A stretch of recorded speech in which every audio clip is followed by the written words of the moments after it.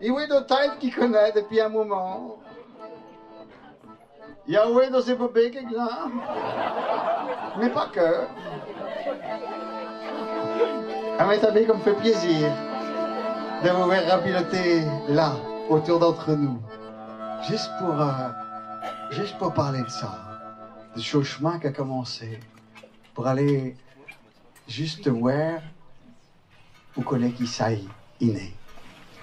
Chercher où qu'on est. La pièce qu'on a pris dans le monde, la pièce qu'on se donne sur cette terre, marcher, pour aller voir jusqu'aux urailles, pour aller voir où qu'on aille.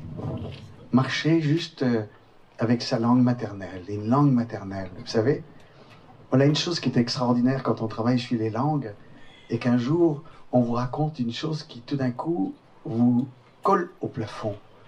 Vous ne saviez pas, moi je ne savais pas. On me dit un jour, les mots, tu vois, on est comme quand tu regardes la mer. Puis tu vois d'eau, flotture. Comme quand tu vas pêcher les crevettes, hein, ou les crabes. Tu vois d'eau flotture.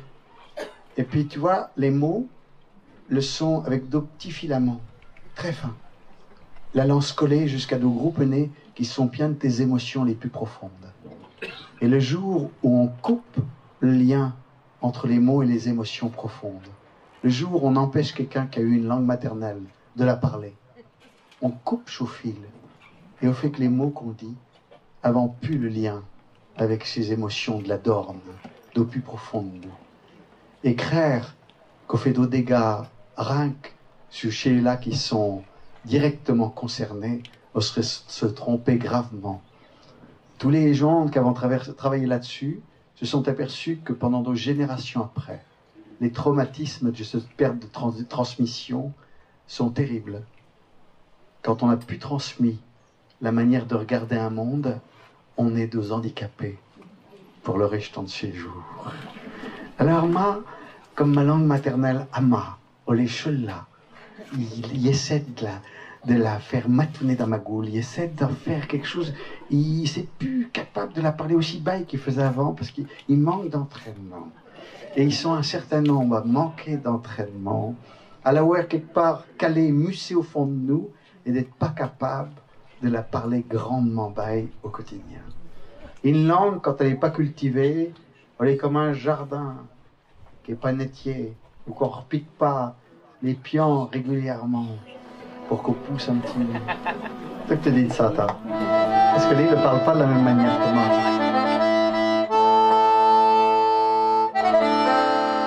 Tu parles de ta dorme, toi aussi. Tu parles de tes intérieurs.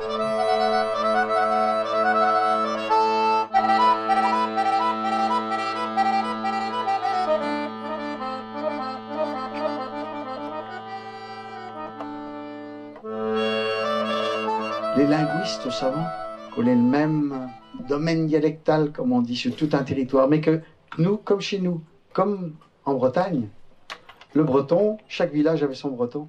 C'est-à-dire pas son breton, mais juste des variantes dialectales. Mais une langue unique, elle est une invention de nationalistes pour mettre juste un pouvoir symbolique sur un territoire.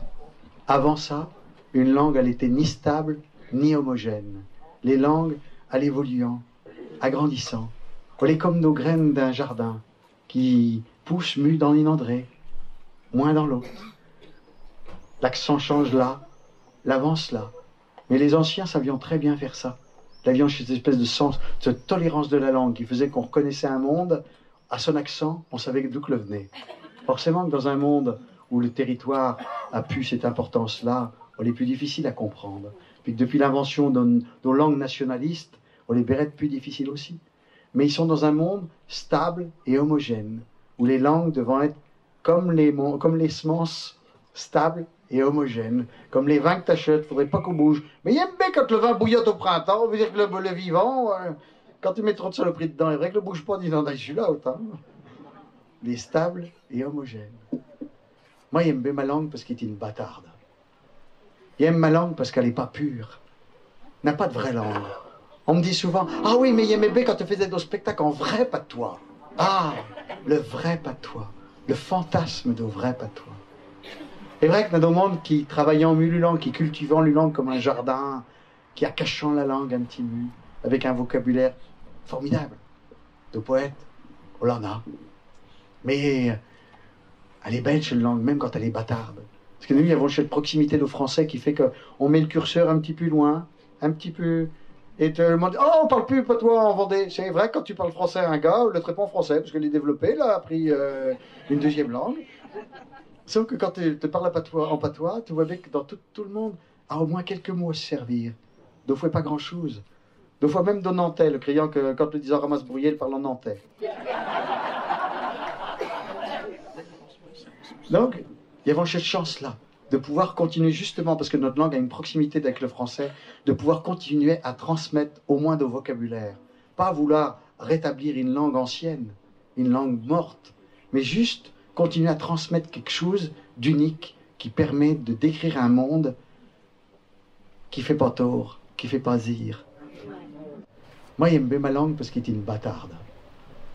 J'aime ma langue parce qu'elle n'est pas pure. Vous vous rendez compte, philosophiquement, dans notre langue à nous, quand on dit « i », on veut dire « je » et « nous », est extraordinaire. Parce qu'on veut dire que c'est l'action que tu fais qui détermine si on est toi ou si on est la communauté qui fait. On est incroyablement beau par rapport au « je » et au « nous ». I, juste une verticalité. Juste « je suis », « il c'est », là. Ils sont là. On est formidablement ça. On est juste une espèce d'arbre cosmique comme ça, qui part de la terre et qui monte au ciel et qui fait ma, on est i. Main dans la main, rabalant les galets, pour s'appuyer là-bas sur la praille. Le soleil est là, va et vient la terre. Le soleil est là, va et vient tes ailes. Le soleil arrive.